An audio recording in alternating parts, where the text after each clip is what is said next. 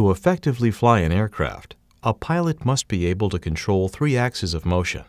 To do so, he employs these flight control surfaces: ailerons located near the tips of the wings, the elevator in the tail, the trailing section of the horizontal stabilizer, and the rudder, the trailing section of the vertical stabilizer.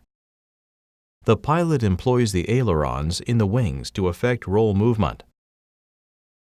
You can see here turning the wheel to the right and then to the left. He uses the elevator in the tail to pitch the nose of the aircraft up and down by pushing the wheel forward and then pulling it back.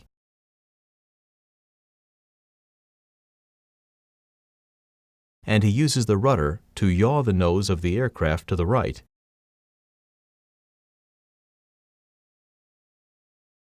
or left, using the pedals beneath his feet.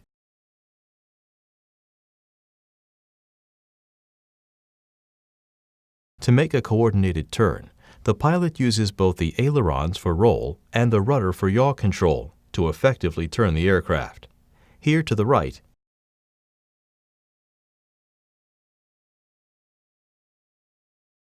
and then back to the left.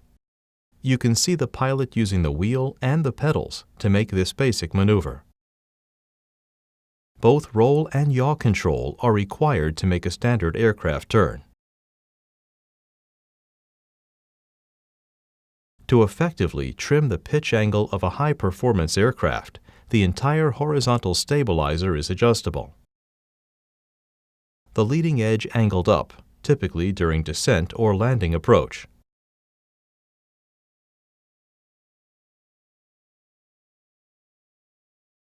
And down during climb out from an airport or elevation increases. Here's why. When the horizontal stabilizer is trimmed up, the pitch angle of the aircraft is down. And conversely, when the horizontal stabilizer is trimmed down, the pitch angle is up. This trim control works effectively with the elevator to control the critical angle of attack of the aircraft during flight.